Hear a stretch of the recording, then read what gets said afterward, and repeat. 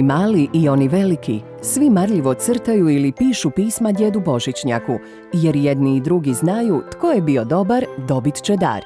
Odlučio sam da bih ove godine za Božić htio igru Twister kako bi se svom obitelji i prijateljima zabavio dok vani pada kiša ili prvi snijeg. Crtao sam veliku medu i jagodu i srce. Želim dobiti reketa i lopticu za stolni tenis. Da mi donese legiće, Star Wars.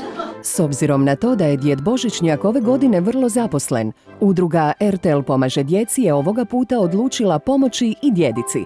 Skupili smo sve njihove crteže, pisma i želje, natovarili kombi i krenuli u Sveti Đurađ, maleno mjesto u Slavoniji, u blizini Donjeg Miholjca. Tamo se svakog tjedna u prostorijama kulturno-umjetničke udruge Franjo Ebling okuplja oko 40 djece. Mislili su i ovaj put da idu na probu za božićni koncert.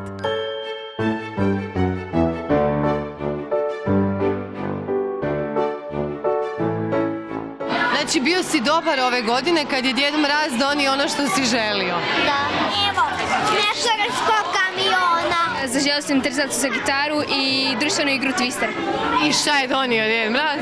Pa donio je sve i još je ubacio ovu zgodnu čašicu.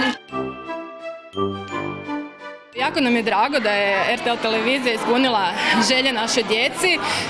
Život je težak, pogotovo ovdje na selu. Neki možda će dobiti jedino od RTL televizije poklone, pa eto, još jednom hvala. Hvala i vama što ste nas ovako lijepo ispratili. A mi ćemo se potruditi i sljedeće godine pomoći djedici.